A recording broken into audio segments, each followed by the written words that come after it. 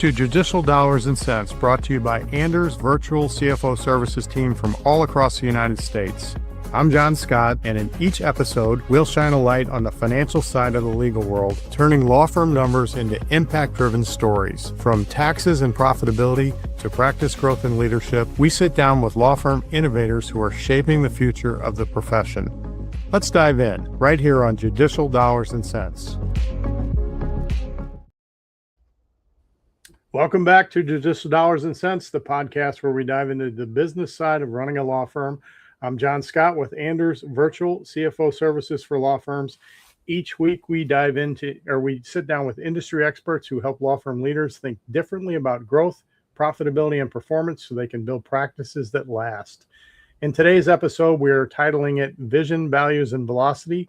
Brian LaBovick, who built a law firm with purpose. I'm excited to be joined by Brian. He is the founder and visionary behind LaBovick Law. Brian is the founder and CEO of a nationally recognized personal injury, Social Security disability, and workmen's compensation firm headquarters in Palm Beach Gardens, Florida, also with an office in Boston. He has more than 30 years experience and has tried hundreds of cases and built a reputation as both a relentless advocate for his clients and an innovative leader in the legal industry. He's also the author of Not a Good Neighbor, which is a lawyer's guide to beating big insurance companies. And under his leadership, his firm has become one of the most client-focused firms in the region. Beyond the practice of law, Brian is deeply committed to community impact and purposeful leadership. Today, we're going to talk about what it really takes to build a law firm that lasts, how vision, culture, and intentional leadership drive sustainable growth, and why long-term thinking matters more than short-term wins. Brian, welcome to Judicial Dollars and Cents. Great to have you. Great to be here. I'm very appreciative and very honored to be asked to be on the podcast. So thanks. I appreciate it, John. Hey, I love to hear people's origin stories. Tell me how you got to where you are today. Where did it begin? I'm happy to tell you the story, but you're right here on my screen because my screen isn't able to be here. So if I look over here at Adam, you know what I'm looking at. So here's my origin story. Let's see. I grew up in Dayton, Ohio. When I was in high school, I got a traffic ticket. I fought the traffic ticket. I beat the traffic ticket, and it was a full-on prosecution with a prosecutor and all of that. I could go, and it's a great story. But the bottom line is that I ended up being pulled back into chambers by the judge, and I was in high school, and the judge is like, what are you going to do when you go to college? And I said, I'm going to be a doctor because my friend told me that doctors made a lot of money. So I was in AP Physiology, AP Chemistry, AP Biology, thinking that I was going to do that. And she goes, you're going to be a lawyer. My friend, you are meant to be a lawyer. So from that moment on, I wanted to be a litigator. I wanted to be in court. I loved it. I loved the experience of being in court. I loved trying the case. I loved cross-examining the officer and doing my opening and closing. I mean, the whole thing just came very naturally to me.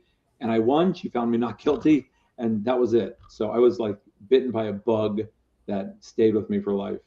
That judge did you a huge favor because you were far outpacing what you would have been as a doctor.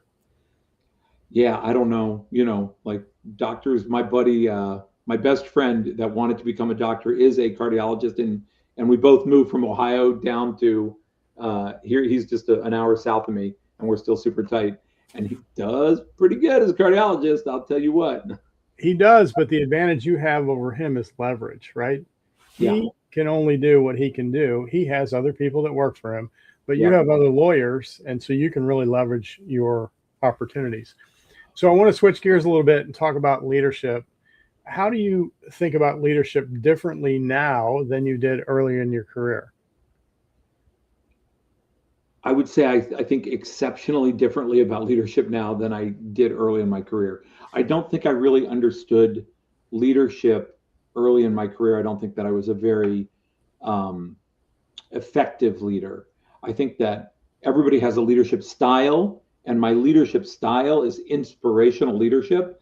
And so I'm relatively charismatic. I'm relatively engaging.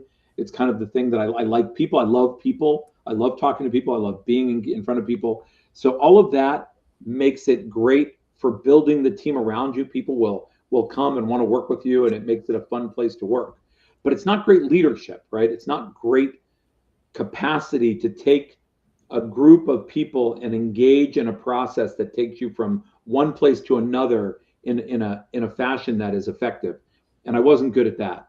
And it took me a long time to come to grips with that.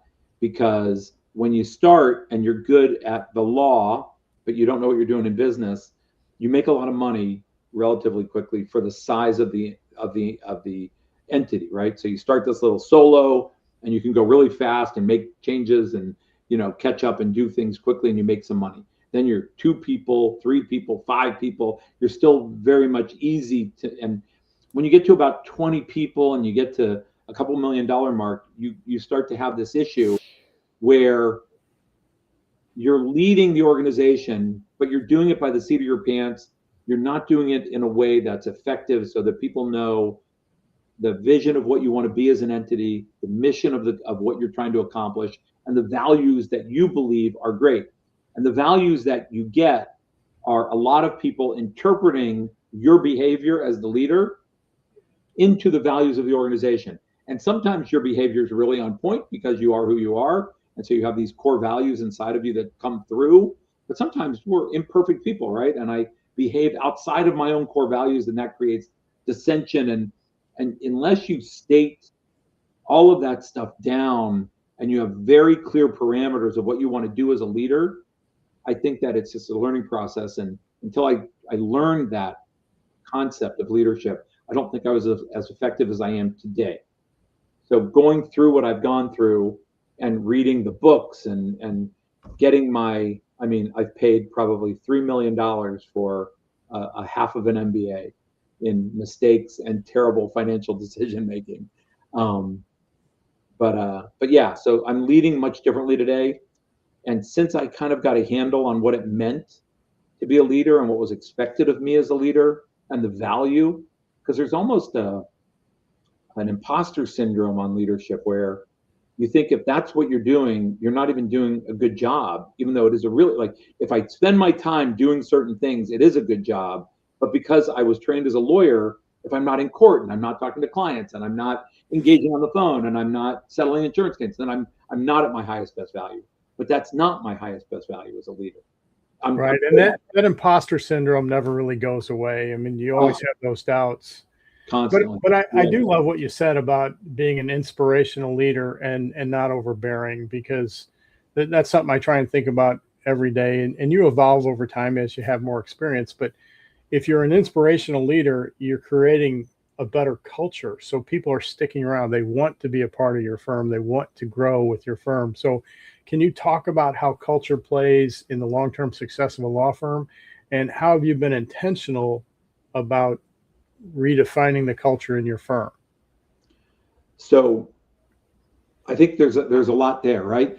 So the first thing, and that I go back to, is when you start and you're an inspirational leader and people are drawn to you because you have this concept of, we want to go and fight big insurance companies, and we like being engaged in the process, and I like fighting in court. We want to be trial lawyers and we want to be injury trial lawyers. So you gather your people around, right? And you start to go forward. But everybody has their own concept in their head of what it means, right? And so when you start, you have to be very intentional and come up with a vision of where you are starting and where you are headed, and create that concept of who your organization is. We came up with the concept of Warriors for Justice, right?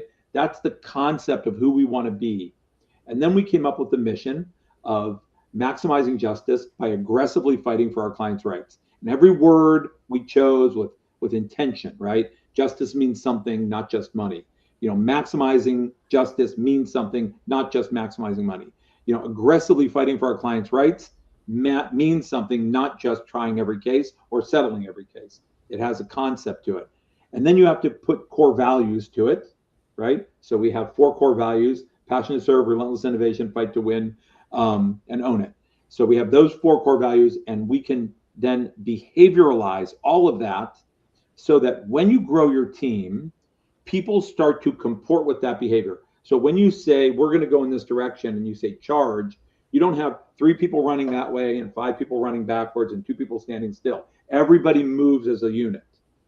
And I think that learning all of that and putting it all down and being disciplined about it, and then putting behaviors to it and talking about them really every single week, you have to talk about it every single week, makes people act in a way that allows the organization to go forward much better. And that's the inspirational leadership that you can then define who fits in your organization much better. You can look at behavior that doesn't fit and say that's toxic and we don't need it, and move people out of the organization that don't fit your path. And then the flywheel gets better. The engine gets stronger.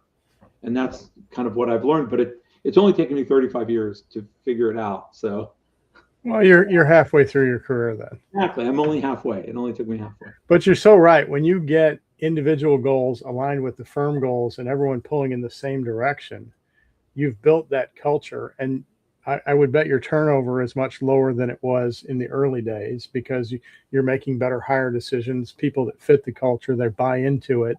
So they're not flighty and here 6 months, a year, and then moving on to the next gig.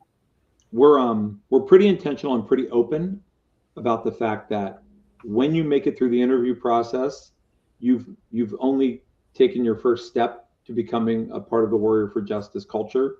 You have 90 days to prove to us that you deserve to stay in the Warrior for Justice culture. That 90 days is a giant 90-day interview in my eyes. You are on your best, P's and Q's, fighting hard for a position to stay here. Once you survive your 90 days, you're a part of our family, and you should never, ever, ever be fired from this culture unless you see it coming a mile away. We need good managers and good middle-level managers to coach people into being better, at their job and better at their mission. And if we can get them there, then they can stay. But they won't be fired unless they refuse to meet that mission over. Like, they have plenty of warning. They're coached. They clearly don't want to do that, or they misalign with our values, or they do something that's malfeasant, and then people leave, right? But we don't get a lot of quitting, Yeah, we went through the period in COVID of the quiet quitting where people just kind of shut down, but it's good to be back. Although not everyone's in the office, that's fine, but people are engaged and they're back and trying to do a good job for clients. Which have you noticed? Did you notice like this weird bump in COVID? We were really kind of fortunate. We had this. I had a computer partner in the firm who was in charge of technology, and before he left, he ended up going to sell or going to make cabinets. He bought a cabinet making company in North Carolina, and he's like, I'm out. Like, wow, that's quite a career change. Yeah, but he was he did the technology, and we had this worry that we were going to burn down. Like, we had this building, and I was like, what happens if we burn down? God forbid. A friend of mine's like, yeah, my cousin, really, his house burned down. I sat and watched his house burn down as a kid. So I'm a little like, yeah, that can happen. Like, that stuff happens. So we built this, system, which I said, it was a really well-designed, backed up. We had a data center in Orlando. We had another data center that backed up the data center. We had, everybody went to laptops that went home with them. They could work at home. They could work here. They had just, everything was very set up for COVID. And then COVID happened like the next year. So like COVID happened and we were like, we should probably send everybody home. And I was like, all right, pick up your stuff. Everybody went home. We just kept working. And we had a bump in productivity. Like, things got better. People were home and I was like, they're killing it. Like, we're doing way better at home. And I was like, oh, this is amazing. Like, we could sell the building. Like, we don't need this big office. Like, why pay for the building? Like, everybody go home. Let's just all work from home. This is so much fun, right? We did a lot of Zoom meetings. We got good at the Zoom meetings. And then after about 7, 8, 9, 10 months, maybe, we started to watch it like dip. And we'd be like, hey guys, pick it up. Don't forget. Kept going down. And now we're below productivity. We were like doing this before. We went to here and now we're here. And I was like, what's going on? And I was like, I guess when you live in your work, the kid's crying for a sandwich and the dog needs to go out and the laundry needs to be folded and the distraction of your life starts to hurt your productivity. And just being in a building together the camaraderie seems to like keep people moving. So we brought people back at least part-time. Like, not everybody. We got a lot. We only have room for like 35 people and we have 100 people. So we have like 35 that come in and out, probably about 45 because some share desks and share seats and stuff. But yeah, but we're like, people come in. I think that hybrid is the answer, right? Because when you're at home, the dark side of remote work is you're never really off, right? You might have a 2 hour period where you have to go do something personal, but then you come back to it in the evening, and there's no real shutdown time. But the hybrid, where you come in a little bit, you work at home a little bit, especially if you have, workmen coming to the house, you go, okay, I'm going to work at home for 2 days while they're here, but I'm going to go back into the office. That hybrid might be the place to go. You were fortunate to be prepared for COVID because of your gentleman leaving. That was the computer guy. You were prepared running right into it. The rest of us had to take 5 years of remote work and cram it into 18 months and figure out how to do it. And it was, I think, a bigger shock for us. We also, I guess, right around that time, acquired a firm that was fully remote. They were in 25 states. They didn't have any brick and mortar office anywhere. So that really helped us learn from them what they do. And in fact, most of the VCFO division at our firm is remote. I come into the office just because as my children would call me, a boomer. So, I get more done here. If I'm at home, I'm a boomer too. So my wife wants to talk, ask what I want for dinner. Can I do this for her? I just come into the office because it's better for me. But the younger people, they're saving an hour and a half each way, or total in the commute time, and so that seems to be better for them. But we do have hotel offices where they can come in and be in the office as well. Yeah. So you, as the founder, hotel office, it's a good word. They come in and they check out a cube or an office, and I haven't called it a hotel office, but I think that's where we're going now. You just named it. And the other beauty of that is you don't need additional space as you grow, right? Because you need a certain number of seats. We thought we were going to need more space. We went remote. We went to hoteling, and we don't need more space. We just refigured the space we have. So you can save some money on that. Yeah. So you described yourself as the founder and visionary of the firm. How do you balance ambitious growth goals with sticking to your core values? I'm not sure that there's a compromise there, honestly. I feel like by having my core values and by sticking to core values, it almost creates growth. Yeah, and I get that, especially if you have this culture that everyone's bought in, then you can easily manage that expansive growth. I mean, when you started out, it was just you, right? Yeah. It was just me. It was just me when I first started, like literally alone. And then when I started, I was a prosecutor. All right. And when prosecuting the high school kid who got the ticket like you did?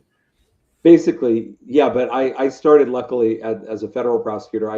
I graduated and I was accepted into the honor graduate department of the Department of Justice. The only way to get into the DOJ is to have 2 years of litigation experience and then apply, or go into this honor grad thing, which is pretty selective, honestly. So I'm pretty proud of that. But so I got a lot of trial experience. But what I learned in the federal government, which made me come out as a Rush Limbaugh Republican, is that there's a lot of waste going on in the government. I mean, we had a secretary who was in charge of the other secretaries, and they were legal secretaries, and they did nothing for us. I typed my own letters, I printed my own letters, I enveloped my own letters, and I went to her with the envelopes and the letters all put together and said, can you fold these up and put stamps on them and put them in the mail? And she was sitting there doing nothing. And she goes, I can't, I'm busy. And I said, well, what's going on? You can't. And she goes, I'm the supervising secretary. And I was like, what are you doing? And she points to Chris, who's putting files away in like a wall of file cabinets, because at that time there was no computers and it was all everything was a file, right? A literal big, people today are like, really, you had files? But yeah, we all had files. And she was putting away, and she was watching her put files away. And I was like, oh my God. And she gets away with that. And I told my boss, and he was like, dude, I can't do anything about it. So I was like, man, I hate the federal government. So after a couple of years, I was like, I'm done with this. I did enjoy being a prosecutor. My wife was a prosecutor for Janet Reno in the state attorney's office, doing, prosecutions, DUIs and stuff like that. That was a great job. It was an awesome job. She definitely had the more fun job. But yeah, it was great. It was good trial experience. Anybody who wants to be a trial lawyer, go out, be a prosecutor, be a PD. Best way to start, best experience you're ever going to get. You can try a ton of cases, win, lose, or draw. It doesn't matter. You get a style. You learn presence. You learn courtroom. You learn judges. It's a great way to go. Are judges pretty helpful to a young attorney when they maybe misstep or make a mistake? Or I guess it depends on the judge. They used to be. I don't know anymore since I'm not a young attorney and I don't get the grace that I think I used to get. But one of the things that I think happened, and it happened right in the transition of when I was a young attorney, is when we started and we were young prosecutors, the judges would bring both of us, the PD and the state attorney, back into their office and sit and talk with them and talk about life and talk about, things, right? They'd even talk law as long as both of them were in the room. It was just a very cordial, we'd go out drinking together. The judges would come out and get a drink with us. It was a very community-oriented thing. And then I moved up to Palm Beach County, and we had this little courtroom before we built this magnificent courtroom that they built in Palm Beach County. The Palm Beach County courtroom are wonderful now. But the old courthouse was also a very cloistered, close-knit community. And in the Fort Lauderdale courthouse, you would go into there, and they would have one long bench, and you would sit across from your guy, like down this long table, the other attorney or woman on the other side against you, and you just move down to the chairs and everybody listened to each other. We'd all talk and the judges would talk. You go back to chambers and talk. It was really great experience. And then when they built this big courthouse, the judges went behind a glass wall. Like there was a like when you get off the elevators, there's these glass doors that you go to the judges' chambers, and getting back there is like an act of God now. And they don't really invite you back to hang out and do anything much anymore, unless you're really good friends with the judge. The judge doesn't pull people back into her chambers or his chambers to sit and talk with young attorneys much anymore. They don't come out drinking with us anymore. Like all that stuff seemed to stop the minute they separated lawyers and judges. And that was a bit of a shame, honestly. None of that interaction happens, so that's a shame. It is a shame. Hey, I want to talk about AI, and there's a guy named Zach Cass. I don't know if you've heard him speak, but he was a co-founder of OpenAI, and now he left there and he's on the speaking circuit to talking about the good uses of AI and what's coming. And he's preaching that, hey, let's use AI to take care of the repetitive processes that don't need a lot of cerebral thought, and let's create 20% capacity. But then his next point is, let's not use that capacity to do more work. Let's use that capacity to spend time with friends and family. He also speaks to cities and states about creating good roads, good parks, so that people can spend that time at home. So with that in mind, what are you all looking to AI for, realizing that, hey, 3 months from now, AI is going to be completely different. So we have to be really facile in how we approach this. But are you using it to free up any time so that people can focus on higher level things, or how are you using it?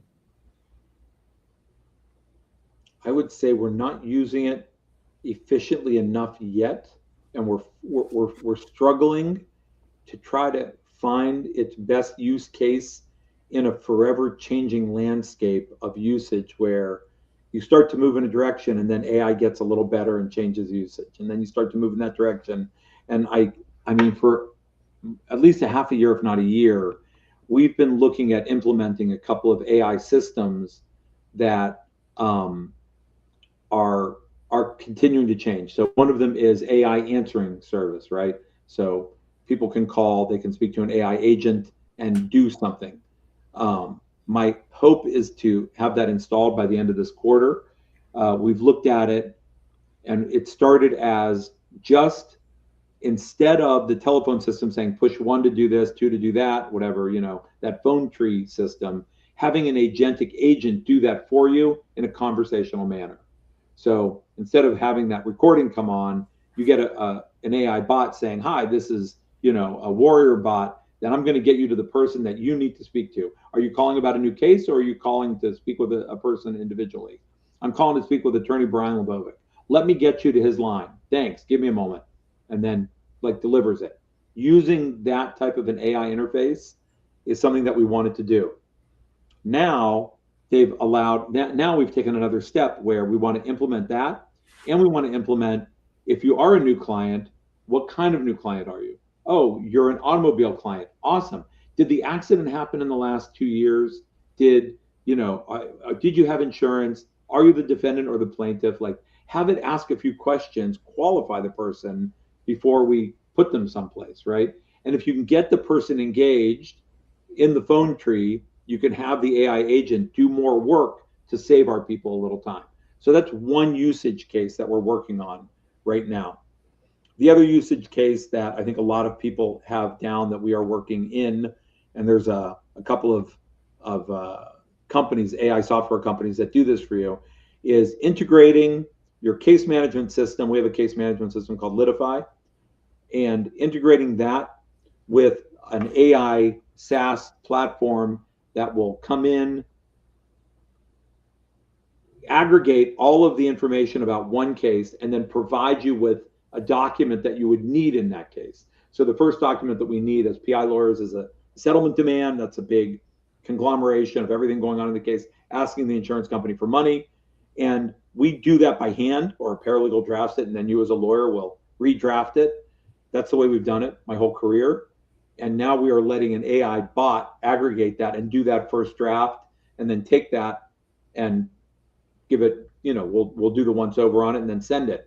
That saves a lot of time, and it does a pretty good job in the draft. I wouldn't say it's perfect. I wouldn't say to trust it yet, but it definitely does a square paralegal plus job on giving you what you need in a demand, because editing is quicker than drafting, right, from scratch. There's another usage case that we're getting through.